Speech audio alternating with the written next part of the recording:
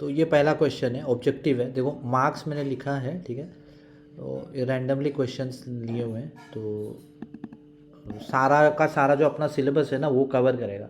तो it's very important कि देखो अभी देवेश और कौस्तभ का एग्ज़ाम 1 तारीख से है, तो तुम लोगों ने प्रिपरेशन तो करना चालू किया ही होगा। आज क्या जा रहा है, देखो 17 जनवरी जा रहा है, टाइम है नहीं। एग्ज़ाम टाइम में अगर लास्ट मोमेंट करोगे तो देखोगे आधा प्रिपरेशन होगा। तो इट्स इंपॉर्टेंट कि अपने सारे सब्जेक्ट फिजिक्स मैथ्स केमिस्ट्री जो भी है सारे प्रिपेयर करो। ओके, सो पहला क्वेश्चन ये है, और मुझे बताओ कोई अगर आंसर दे पाए इसका। Will the momentum remain constant if some external force acts on a system. तो एक अपना सिस्टम है और उस पर अगर कोई एक्सटर्नल फोर्स काम करे तो मोमेंटम क्या कांस्टेंट रहेगा, ठीक है, पहला सवाल। दूसरा सवाल ये है कि अगर नहीं रहेगा तो क्यों नहीं रहेगा, कौन से वाले लॉ से हम बताएंगे। तो अपने पास एक सिस्टम है, मान लो, पेन ले लेते हैं।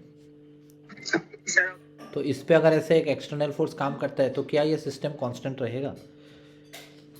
क्या बोलता है कि एक सिस्टम का मोमेंटम कंजर्व तभी रहता है जब वो सिस्टम आइसोलेटेड हो।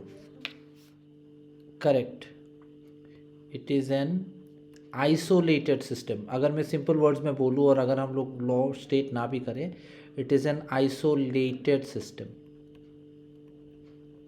सीधा सा मतलब ये है कि ये वाला जो सिस्टम है, अगर ये फोर्स भी हम लोग इंक्लूड कर रहे हैं तो फोर्स के साथ इस सिस्टम को लेना पड़ेगा, तब जाके बोल सकते हैं कि मोमेंटम कंजर्व हो रहा है। आइसोलेटेड मतलब कोई एक्सटर्नल फोर्स काम नहीं कर सकता। तो अगर कोई एक्सटर्नल फोर्स काम करता है तो वो सिस्टम कंजर्व नहीं होता, मोमेंटम कंजर्व नहीं होती। अपना जो second law of Newton's law है, ठीक है, वो बोलता है the rate of change of momentum is directly proportional to the impressed force. तो ये जो है this is nothing but rate of change of momentum. तो हम लोग इसको लिख सकते हैं d p divided by d t, right. अगर इस पे एक्सटर्नल फोर्स काम नहीं करता है तो हम लोग ऐसा बोल सकते हैं if F is equal to zero, F external is equal to zero. तो मान लो ये मेरा एक्सटर्नल है, तो हम लोग ये बोल सकते हैं कि d p by d t is equal to zero. इसका मैथमेटिकल मतलब ये है कि पी है मेरा कांस्टेंट, राइट। अगर d p d t zero है मतलब ये पी ये कांस्टेंट होना पड़ेगा, और तो ये तभी जीरो होगा जब एक्सटर्नल फोर्स काम नहीं करेगा। So it is not true, it is only true in an isolated system. 1 mark का question, second law of Newton second law से, ठीक है। ओके, नेक्स्ट क्वेश्चन लेते हैं।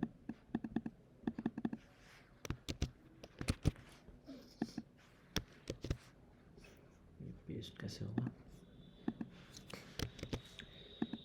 ओके। तो देखो एक स्टेटमेंट दिया है, ऐसे क्वेश्चन आ भी सकते हैं और इस स्टेटमेंट के हिसाब से बताना है। स्टेटमेंट यह है कि the earth moving round the sun in a circular orbit is acted upon by a force, ठीक है। तो ये सर्कल में मूव कर रहा है और it is acted upon by a force and hence work must be done on the earth by this force, ठीक है। सवाल ये है कि ये स्टेटमेंट सही है कि गलत है। ये जो मूव कर रहा है सर्कुलर में, मान लो अगर मैंने सन कंसिडर कर लिया, ये मेरा सन हो गया and the earth is moving around it, ये तो सर्कुलर मोशन पे मूव कर रहा है। सवाल उठता है कि ये जो मेरा अर्थ है, is it doing any work on the earth, it is moving outside in a circular orbit. तो ये स्टेटमेंट राइट है कि रॉन्ग है, पहले तो ये बताओ येस या होगा या नो होगा। इज द स्टेटमेंट राइट और द स्टेटमेंट इज रॉन्ग, कौन बताएगा, बताओ।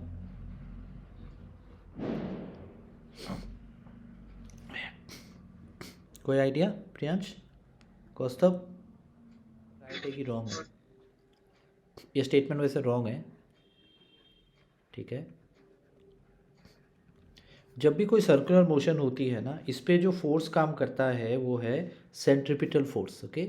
सो ये जो मेरा फोर्स है इस वक्त, ये है मेरा, इफ़ यू रिमेंबर हम लोगों ने किया भी था, m v square divided by r, और m v square divided by r होता है सेंट्रीपिटल फोर्स, सेंट्रीपिटल फोर्स। और अगर ये इस पे अर्थ पे वर्क करती ना तो अर्थ का मोशन जो है वो इफेक्ट होता। But when the sun is revolving, sorry not earth, sun, अगर सन पे वर्क करती तो सन का जो मोशन है वो इफेक्ट करता। लेकिन जब सन रोटेशनल मोशन पे अपने मोशन इधर है और अर्थ मूव कर रही है इसके चारों तरफ, ये इसको अफेक्ट नहीं करता, there is no work done. मतलब सिंपल सी बात है, जब रोटेशनल मोशन होती है तो अपने पास होती है सेंट्रीपिटल फोर्स, ओके, और centripetal force can not do any work, can not do any work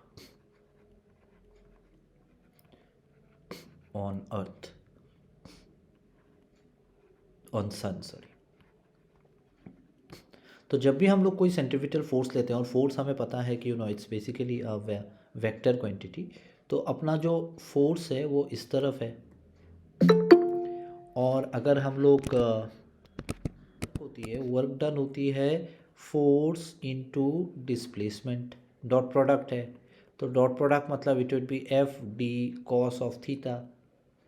अभी थीटा क्या है, अभी देखो डिस्प्लेसमेंट, इसकी जो फोर्स है सेंट्रीपिटल फोर्स है, this will always act towards the sun, okay, towards the sun centripetal force, लेकिन ये डिस्प्लेसमेंट हर एक पॉइंट पे चेंज हो रही है direction, so this is actually in this direction tangentially, तो ये जो एंगल है ये है 90 डिग्री, तो मतलब इसको मैं लिख सकता हूँ एफ डी कॉस 90, और कॉस 90 होती है अपनी ज़ीरो, तो work done is zero. Clear है, समझ में आया ये क्वेश्चन? तो ऐसे वाले जो क्वेश्चन है ये थोड़ा प्रेजेंस ऑफ माइंड से देना पड़ेगा तुम लोगों को, ऐसा नहीं है कि कॉन्सेप्ट नहीं आता, मैंने इसलिए थोड़े ऑड क्वेश्चंस लिए हैं, क्योंकि एग्जैक्ट जो डेरिवेशन है वो तो तुम लोग कर लोगे, लेकिन ये सब चीज़ें थोड़ा डिस्कस करेंगे तो थोड़ा दिमाग खुलेगा, that is very important. Okay, next question. तो मैंने वर्ड पे लिख दिया ताकि हम लोग को टाइम वेस्ट ना हो क्वेश्चन लिखने में, ज़्यादा से ज़्यादा करेंगे ना। ओके, तो क्वेश्चन ये है इस पर कि सपोज अ साइक्लिस्ट, ओके, साइकिल चला रहा है, इज़ निगोशिएटिंग अ कर्व, तो एक कर्व पे मूव कर रहा है, ठीक है, ऑफ रेडियस आर। तो अगर हम लोगों ने बैंकिंग ऑफ रोड पढ़ा है इनिशियली, तो अगर मेरे पास एक साइक्लिस्ट है जो ऐसे कर्व रोड पे मूव कर रहा है, ठीक है, अपन बैंकिंग ऑफ रोड ले सकते हैं, या तो बैंक्ड हो, ना बैंक्ड हो तो भी चलेगा, मान लो अपना जवाहर सर्कल है, ठीक है, ऐसे वाले कंडीशंस भी कंडीशन कंसिडर कर सकते हैं हम लोग, राइट। ओके, तो अगर ऐसे भी लें तो हम लोग बोलेंगे कि ये साइकिल निगोशिएट कर रहा है कर्व को, और इस कर्व की रेडियस है आर, रेडियस है आर, और स्पीड, साइकिलिस्ट की जो स्पीड है वो है वी, राइट। तो ऐसे ऐसे घूम के जा रहा है वो, और उसकी हर पॉइंट पे स्पीड है मान लो v. Write the condition under which skidding will occur. अभी इस वाले क्वेश्चन को आंसर करने के लिए ना अपने को जो न्यूमेरिकल रिलेशन है, फॉर्मूला है, वो याद नहीं रखने से भी चलेगा, अपने को जनरल कंडीशन सोचना है, किस किस कंडीशन में साइकिल स्किड करेगी। अभी बताओ, इसमें 3 कंडीशन है, ये पहला हिंट है। अभी बताओ मुझे किस किस चीज़ पर डिपेंड करेगी कि साइकिल स्किड होगा कि नहीं होगा, कौन से कंडीशन पे स्किडिंग होगी? करेक्ट, तो अगर वेलोसिटी इज मोर, स्किडिंग होगी, करेक्ट। नंबर 2 क्या होगी? लाइक रेडियस पे भी डिपेंड करेगा ना, अगर मान लो रेडियस छोटी हो गई तो ये कर्व ज़्यादा हो जाएगा, करेक्ट, कर्व ज़्यादा हो गई तो स्पीड घटाना पड़ेगा, मतलब रेडियस पे भी डिपेंड करेगा, ओके, आर इज़ लेस।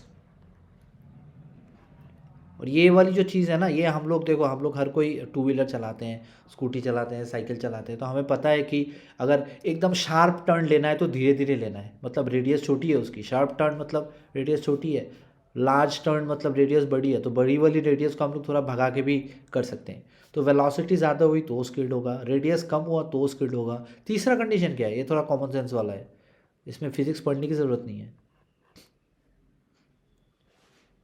बताओ, लॉजिक है, यहाँ थोड़ा कॉमन सेंस वाला है क्वेश्चन। तीसरा कंडीशन क्या होगा बताओ? वेरी गुड, रोड अगर स्लिपरी होगा, बस हो गया अपना कंडीशन।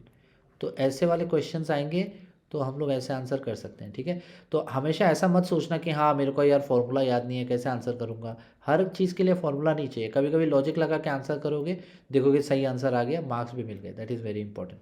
और मैंने तुम लोगों को ऑलरेडी बताया कि फॉर्मूला के लिस्ट बना लेना, because direct formula based question तो आ ही सकता है, राइट। यहाँ पे भी देखो फॉर्मूला बेस्ड क्वेश्चन ही है, लेकिन अपने को थोड़ा कॉन्सेप्ट क्लियर होना पड़ेगा, दैट इज़ वेरी इंपॉर्टेंट, ठीक है। और एक क्वेश्चन लेते हैं, हाँ ये वाला बताओ, क्रिकेट तो खेलते हो तीनों, तो ये पता होगा। तो जब हम गेंद पकड़ते हैं, कैच लेते हैं, तो जो हाथ है ना उसको पीछे कर लेते हैं थोड़ा सा। 2 क्वेश्चन हो गए क्या कॉपी? अच्छा ये दो दो हो गए, ओके नहीं है, दोनों को एक साथ कर लेंगे सॉल्व। पहला क्वेश्चन और दूसरा क्वेश्चन। मैं ये रैंडम क्वेश्चन इसलिए लिया हूँ क्योंकि हम लोगों को जितने भी सब यूनिट्स हैं ना, सारे के सारे मोर और लेस कवर हो जाएंगे इसमें।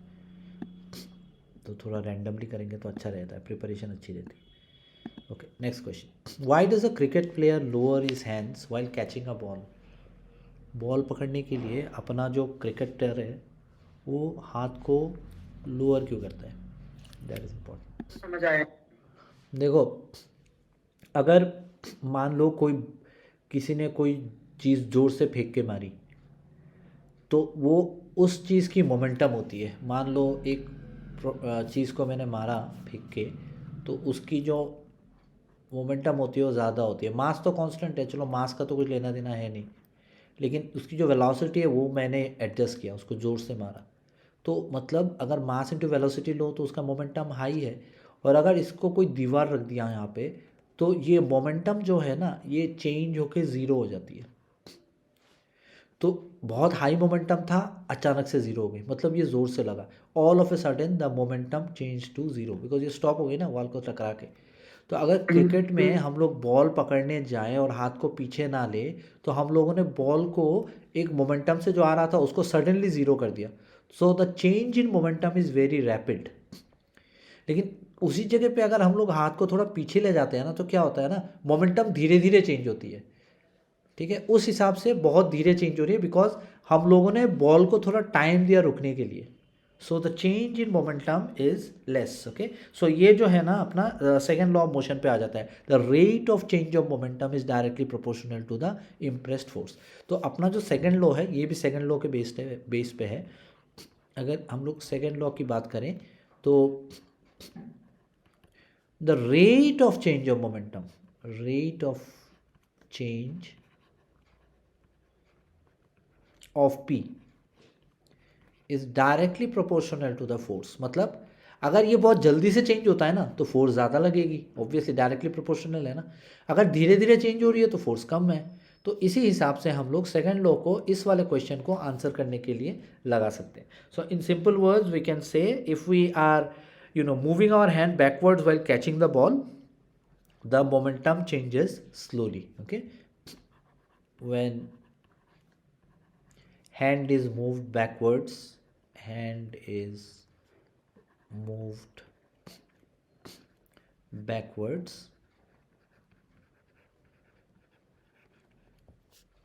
momentum changes slowly। तो ये इम्पॉर्टेंट है, 1 मार्क का क्वेश्चन ही आएगा ऐसे। तो ऐसे वाले क्वेश्चंस काफ़ी सारे आ सकते हैं। मतलब मान लो एक स्प्रिंग है, अगर तुमने स्प्रिंग के सामने हाथ रखा, मान लो ऐसे वाला स्प्रिंग है, इसको खींचा, या रबर बैंड है वो भी करते हैं हम, यहाँ तुम्हारी उंगली रखी हुई है और जैसे ही इसको खींच के छोड़ा तो तुम्हारी उंगली को लगती है बहुत ज़ोर से, राइट। रीज़न यही है, सेम चीज़ ही है यहाँ पे। स्प्रिंग आ रही है ज़ोर से तो उसमें एक मोमेंटम है, कैरी कर रहा है, तुम्हारे उंगली की वजह से वो रुक गया सडनली, तो द मोमेंटम चेंजेस सडनली, इसीलिए हाथ पे लगती है। तो ऐसे वाले क्वेश्चंस आ सकते हैं जहाँ पे ये लॉजिक काम करेगा। ऐसे वाले फार्मूलाज डायरेक्टली लगाने, बस हो गया अपना आंसर। और क्या, okay. Next is why do small bubbles have excess of pressure? तो बेसिकली क्या होता है, हम लोग बोलते हैं कि अगर रेन ड्रॉप्स भी होते हैं तो वो स्पेरिकल शेप ले लेता है, because that is the minimum surface area, minimum energy state. तो इन जनरल अगर हम लोग बबल्स की बात करें तो अगर वो बबल बड़ा है तो उसके अंदर जो प्रेशर है वो कम होता है, और अगर बबल छोटा है तो प्रेशर ज़्यादा होता है, right. Because there is atmospheric pressure outside, और उस प्रेशर के अगेंस्ट मेरा अंदर वाला जो बबल है उसको फूले रहना पड़ेगा। बलून ले लो फॉर एग्जांपल, बाहर से तो प्रेशर गिर ही रहा है उस पर, वो तो अपना एटमॉस्फेरिक प्रेशर है, लेकिन उसको बैलेंस करने के लिए ताकि ये फुला रहे अंदर से भी उसको प्रेशर लगना पड़ेगा। तो अंदर की जो हवा है वो ज़्यादा होनी पड़ेगी सो दैट ये एक्सटर्नल जो प्रेशर है उसको बैलेंस कर पाए, ठीक है, इक्वल होना पड़ेगा। सिमिलरली अगर बबल छोटा हो जाता है तो अंदर का जो प्रेशर है ना वो और ज़्यादा होता है, क्योंकि उसकी जो एटमॉस्फेरिक प्रेशर जो उस पर लगती है ना और ज़्यादा लगती है उस पर, ठीक है। So the logic is this कि हम लोग को पता है pressure is equal to force by area, right. तो अगर प्रेशर कम है इसका मतलब एरिया ज़्यादा होगा।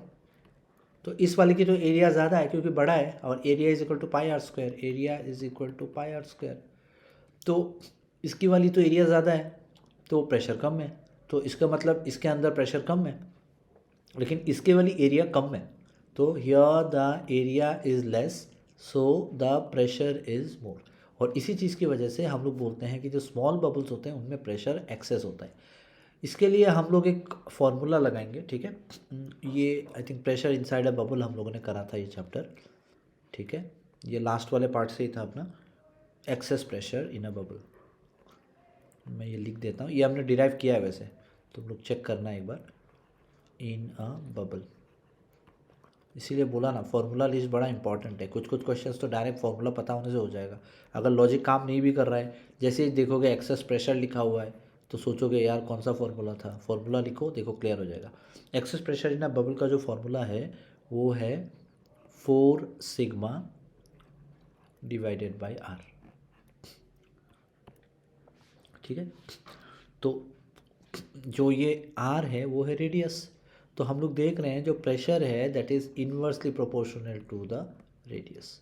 वैसे ये इससे भी हम लोग लॉजिक लगा सकते हैं, लेकिन यहाँ पे एरिया आर स्क्वायर है, लेकिन इसको जब हम लोग सिंप्लीफाई करते हैं, डिराइव करते हैं, तो ये होता है इन्वर्सली प्रोपोर्शनल टू आर। तो आर अगर ज़्यादा हुआ तो प्रेशर कम होगा, राइट। उल्टा अगर ऐसा आर अगर कम हुआ तो स्मॉल बबल की आर कम होती है तो प्रेशर ऑब्वियसली ज़्यादा होगा। सो डायरेक्टली फॉर्मूला लगाओ, लिखो और एक्सप्लेन कर दो, बस हो गया एक मत सिंपल। तो ऐसे वाले फॉर्मूला भी इस क्वेश्चन तो आ ही सकते हैं, अपने को थोड़ा क्लियर रहना पड़ेगा कि कैसे आंसर करना है, ठीक है। ओके, ये वाला लेते हैं।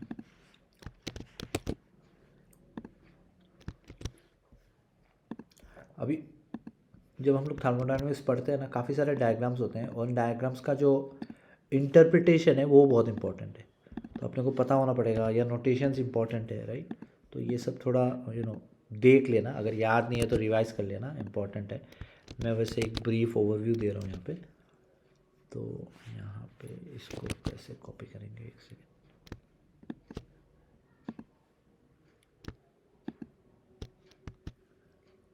अच्छा ये शायद नहीं होगा, कंट्रोल सी, अच्छा ये ऐप सपोर्ट नहीं कर रहा, एनीवे मैं उस वाले में डायग्राम दिखा देता हूँ। देखो, which of the following process shown here is reversible, name the other process.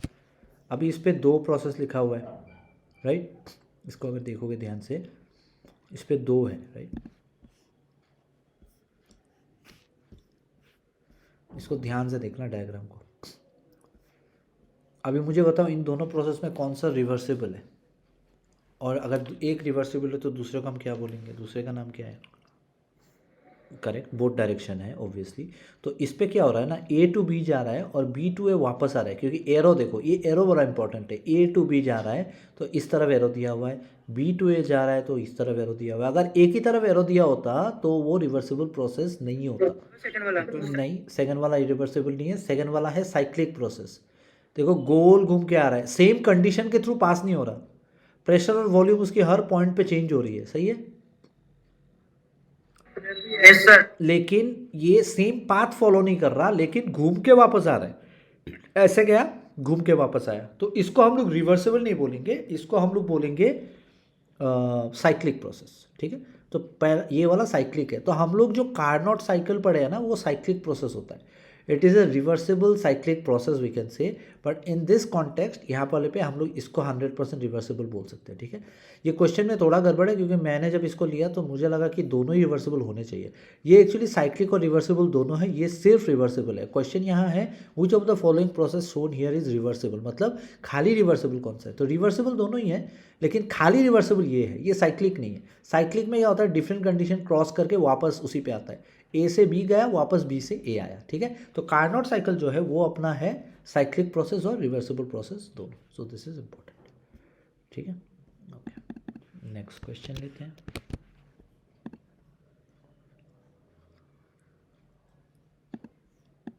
Okay, next question भी इंटरेस्टिंग है, अगर पढ़ो और सोचो क्या हो सकता है इसका आंसर।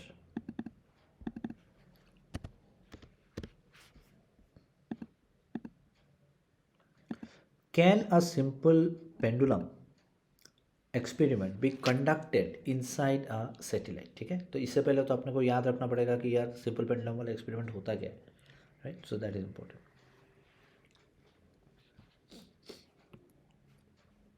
ठीक है। तो अपना जो ये सिंपल पेंडुलम है ना, इसके एक्सपेरिमेंट मतलब अपने को सिंपली उसका टाइम पीरियड निकालना है। तो क्लास 11 में क्लास 12 में प्रैक्टिकल्स है। बेसिकली क्या होता है, अपना जो वर्किंग फार्मूला है वो है T is equal to 2π√L/g। ये अपनी फार्मूला है, ये हमने देखा भी है, चेक भी करा है पहले, डायमेंशन भी करा है, डिराइव भी करा है, सारी चीज़ें कर चुके हैं इसकी।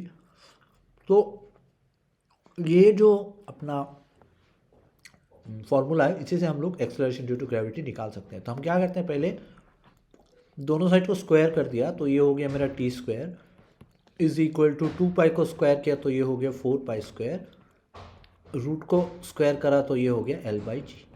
तो अगर मुझे को इससे एक्सेलरेशन ड्यू टू ग्रेविटी निकालनी है, मतलब g निकालनी है, I can simply use the formula g is equal to 4π²L/g।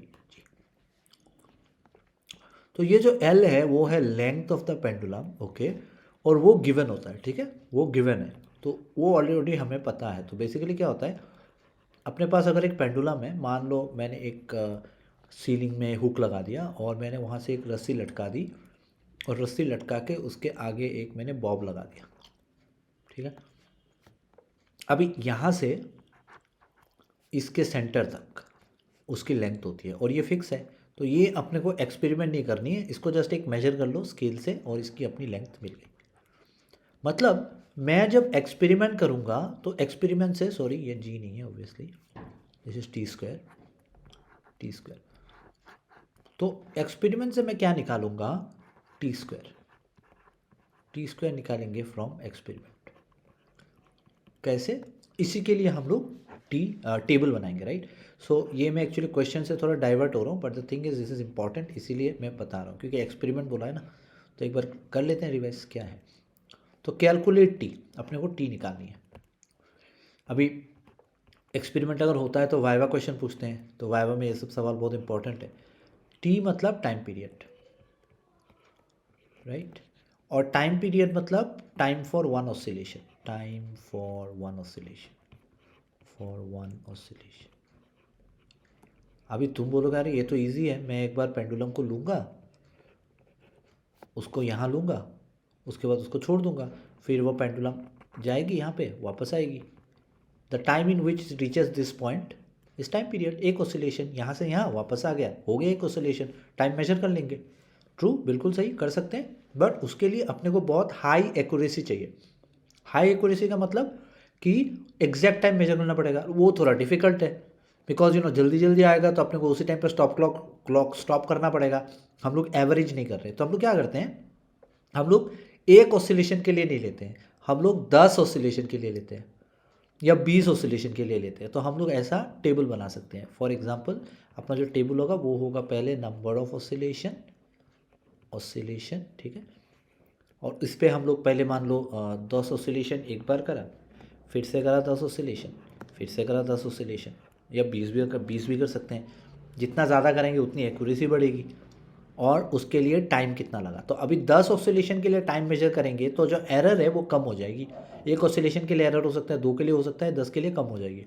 तो मान लो 10 ऑसिलेशन के लिए तुम्हें लगा 20 सेकेंड, 20 सेकेंड, मान लो ये सेकंड में, इसको मान लो 21 सेकंड लग गया तुम्हें, इसको मान लो 19 सेकंड लग गया, तो ये एवरेज आउट होके एरर अपना कम हो रहा है, ये 19 सेकंड हो गया। लेकिन अपने को टाइम थोड़ी चाहिए, अपने को चाहिए टाइम पीरियड, कैपिटल टी चाहिए, मतलब एक ऑसिलेशन के लिए कितना, तो 10 ऑसिलेशन के लिए 20 सेकंड, राइट। तो एक ऑसिलेशन के लिए चाहिए 10 ऑसिलेशन 20 सेकंड में हो रहा है, ठीक है।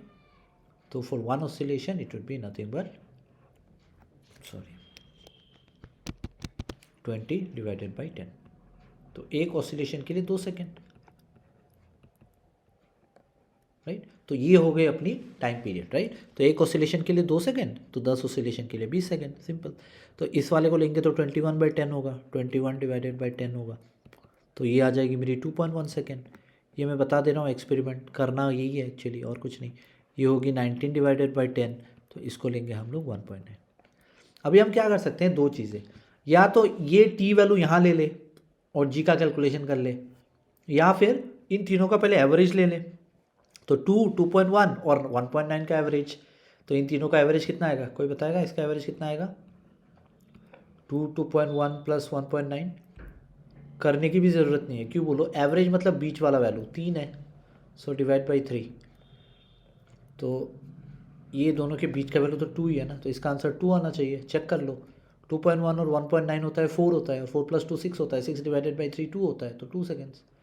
तो अपना जो टाइम पीरियड है वो है 2 सेकेंड, तो 2 सेकेंड आ गए। अभी 2 सेकेंड यहाँ बिठा दो, 2 सेकेंड यहाँ बिठा दो और कैलकुलेट कर लो जी की वैल्यू। वैसे ये गलत आएगा बिकॉज जी की वैल्यू 9.8 होनी चाहिए, तो उस तरह से 9.8 नहीं आएगा, मैंने ऐसे ही रैंडमली लिया वैल्यू, ठीक है। तो ये होता है एक्सपेरिमेंट फॉर सिंपल पेंडुलम, ठीक है। अभी बोल रहे हैं कि can a simple pendulum experiment be conducted inside a satellite. अभी इस पर थोड़ा अपने को लॉजिक लगाना पड़ेगा। अभी तुम सोचो और मुझे बताओ, can we do this experiment in a satellite. ये ऑसिलेशन वाला जो फंडा है ये कर सकते हैं, ओके। हम लोग ये कॉन्सेप्ट लिफ्ट वाला जो पार्ट पढ़ा था ना उस पर पढ़ चुके हैं। अभी इससे सोचो क्या होता है सैटेलाइट के अंदर, क्या होता है, जी की वैल्यू क्या होती है सैटेलाइट में। Satellite it is revolving outside the earth surface, earth पे नहीं है सैटेलाइट। तो inside the satellite there is weightlessness. देखो कहाँ से कहाँ कॉन्सेप्ट गया। तो अपने को सारी चीज़ें कॉन्सेप्ट क्लियर होनी पड़ेंगी तभी जाके ऐसे आंसर्स कर पाएंगे। इनसाइड द सैटेलाइट होती है वेटलेसनेस। वेटलेसनेस का मतलब होता है जी की वैल्यू 0। अभी इस वाले फॉर्मूला पे जी की वैल्यू कब 0 होगी, जी की वैल्यू कब 0 होगी। एल तो अपने को पता ही है T²। टी की वैल्यू क्या होनी पड़ेगी ताकि जी 0 हो, what should be t so that g is equal to 0। क्या होना पड़ेगा टी का वैल्यू बताओ। तो मैं जी की वैल्यू इन्फिनिटी थोड़ी बोल रहा हूँ, मैं जी की वैल्यू 0 बोल रहा हूँ। तो if you divide something by infinity मतलब वेरी लार्ज वैल्यू, ये एक हाइपोथेटिकल कॉन्सेप्ट है मैथ्स में। अगर किसी भी चीज़ को हम लोग वेरी लार्ज वैल्यू से डिवाइड करें, वेरी लार्ज, वेरी लार्ज मतलब इन्फिनिटी, तब जाके जी वैल्यू 0 आएगी। तो ये जो मेरा समथिंग है वो ये है 4π² डिवाइडेड बाई वेरी लार्ज, तो मतलब टी की वैल्यू होनी चाहिए इन्फिनिटी। तो जब इन्फिनिटी होगी टी तब जाके जी की वैल्यू 0 आएगी। तो सैटेलाइट में कैसे मेजर करेंगे हम लोग, बिकॉज सैटेलाइट के अंदर तो टी की वैल्यू इन्फिनिटी आ ही नहीं सकती, तो एक कॉन्सेप्ट है, इतना लार्ज वैल्यू थोड़ी होगा, राइट। तो बेसिकली क्या होता है सैटेलाइट के अंदर एक जो पेंडुलम है ये ऑसिलेट ही नहीं करेगी because of weightlessness, it won't oscillate. Weightlessness है ना, जी की वैल्यू 0 है, तो अगर ऑसिलेट नहीं करेगी तो obviously we can not perform the experiment, okay. So inside the satellite weightlessness g is 0। ये मैथमेटिकल हो गया, t इन्फिनिटी होनी चाहिए, बट इन जनरल हम लोग बोल सकते हैं पेंडुलम विल नॉट ऑसिलेट, बस। तो हम लोग नहीं कर सकते, can not perform the experiment.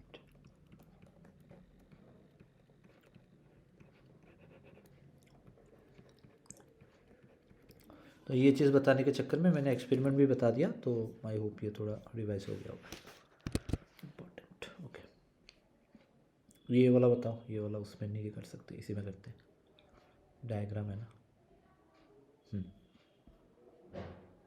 बताओ ये क्वेश्चन। सो ये वाला क्वेश्चन बोल रहा है मुझे कि the acceleration time graph for a body is shown in the given figure. ये एक्सेलरेशन, ये मेरा time, plot the corresponding velocity time graph. तो ये है अपनी ग्राफ, इस तरफ है एक्सेलरेशन,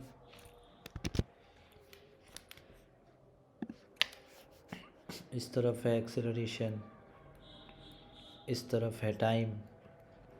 और इस वाले कंडीशन में हम लोग बोलेंगे कि यहाँ से चालू हुआ बॉडी मोशन में, एक पर्टिकुलर टाइम तक एक्सेलरेशन बढ़ती रही, फिर ज़ीरो हो गया, फिर एक्सेलरेशन ज़ीरो है। सवाल ये है कि अगर ये एक्सेलरेशन वर्सेस टाइम वाला ग्राफ है तो अपना वेलोसिटी वर्सेस टाइम वाला ग्राफ कैसे होगा। So this side we have, मतलब इतना क्या डिफ़िकल्ट है। देखो वेलोसिटी और एक्सेलरेशन का रिलेशन सोच लो, उसके हिसाब से बना लो। Velocity is equal to rate of change of displacement, और जो एक्सेलरेशन होती है वो है rate of change of velocity, मतलब a is equal to d v divided by d t. ये अपने को पता है। यहाँ पे एक्सेलरेशन वर्सेस टाइम ग्राफ दिया हुआ है, अपने को वेलोसिटी वर्सेस टाइम निकालना है। तो हाँ करेक्ट है ना, वही तो बोल रहा हूँ मैं।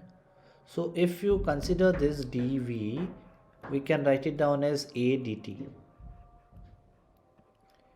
राइट। और अगर मैंने इसको ए डी टी लिखा, acceleration you can consider it to be rate of change of velocity, right, v by t.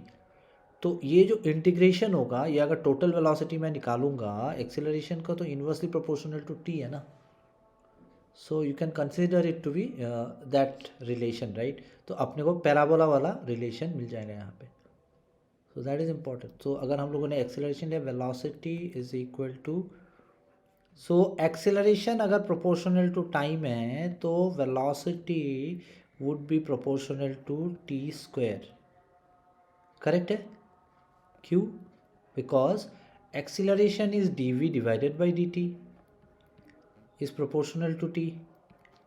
तो मतलब d v is proportional to t d t. पूरा वेलोसिटी चाहिए तो इंटीग्रेट मारो, इस साइड भी इंटीग्रेट मारो। So that means this velocity is proportional to integration of t dt। क्या होता है? t square divided by 2। अभी 2 तो कांस्टेंट है, तो 2 से तो कुछ लेना देना है नहीं प्रोपोर्शनलिटी का। So velocity is proportional to t square. तो कैसा ग्राफ होगा ये? प्रोपोर्शनल टू टी स्क्वायर है, v is proportional to t square, तो अपने को ऐसे पैराबोला मिलेगा। करेक्ट, बिकॉज यहाँ पे it is proportional to t square, t नहीं है टी स्क्वायर है, तो कर्व आएगा। अब यहाँ पे जाके ये ज़ीरो हो जाती है, एक्सेलरेशन ज़ीरो हो जाती है, मतलब एक्सेलरेशन मेरी ज़ीरो है। अगर एक्सेलरेशन ज़ीरो है it simply implies d v d t zero है। और कोई भी डिफ्रेंसिएशन तब ज़ीरो होती है अगर ये वाली कांस्टेंट होती है, ये वाली term. So it simply implies कि v is equal to constant. तो एक्सेलरेशन ज़ीरो का मतलब ये नहीं होता कि वेलोसिटी ज़ीरो होती है, राइट। एक्सेलरेशन जीरो मतलब चेंज नहीं हो रही है एक्सेलरेशन वेलोसिटी किसी भी पॉइंट पे, तो मतलब वेलोसिटी ऐसे कांस्टेंट। तो ये आएगा इसका कर्व, सिंपल। तो डायरेक्शन, अभी देखो कोई भी एक बॉडी होगी, उस पर अगर दो अलग अलग एंगल पे फोर्स काम करेगा, अपने को अगर रिजल्टेंट फोर्स निकालनी है तो अपने को वेक्टर्स का कॉन्सेप्ट आना चाहिए। ये वेक्टर से आता है ये क्वेश्चन। तो क्वेश्चन का मतलब कुछ ऐसा है, क्वेश्चन कुछ ऐसा है कि देयर इज़ अ बॉडी और इस पे दो फोर्स काम कर रहे हैं परपेंडिकुलर, तो एक इस तरफ, दूसरा इस तरफ, ठीक है। अभी बताया नहीं कौन सा एक्स है कौन सा वाई है, बट अब हम लोग लिख लेते हैं फिर भी। एफ वाई लिख लेते हैं 8 न्यूटन और एफ एक्स लिख लेते हैं 6 न्यूटन। क्वेश्चन ये है, find the magnitude and direction of the acceleration. अभी किस तरफ एक्सेलरेशन होगा और इसकी मैग्नीट्यूड क्या होगी, डायरेक्शन क्या होगी, ये बताना है। That's very important. अभी ऐसा मत सोचना कि अरे वाई ज़्यादा है तो ऊपर की तरफ एक्सेलरेशन हो जाएगा। ऊपर की तरफ होगा तो सही, लेकिन एंगल पे होगा, बिकॉज जैसे ऊपर चढ़ रहा है ये एफ एक्स खींच भी तो रहा है उसको, तो इसकी जो रिजल्टेंट फोर्स होगी वो इस तरफ होगी। तो सवाल उठता है कि ये वाली फोर्स क्या होगी, what is this force, resultant force, and direction मतलब एंगल बताना पड़ेगा, एंगल कितनी है।